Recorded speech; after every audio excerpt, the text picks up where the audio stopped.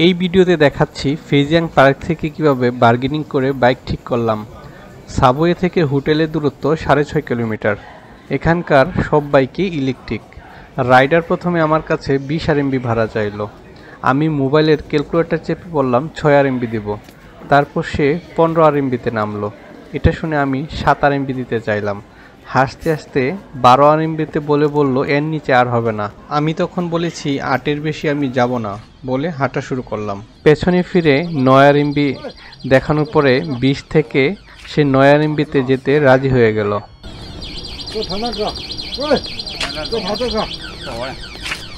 知道10块钱，10块钱。你给减说，减说呗。知道。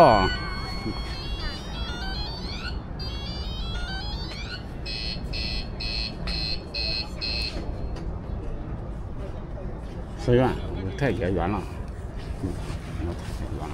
这边黑蛋走这个10块钱最低了，我10块是吧钱，你们看。考2块钱， 2块钱哪在乎了2块钱呢？耶，2块，我靠，我10块钱嘛，我这10块钱，10块钱嘛，那不是10块钱。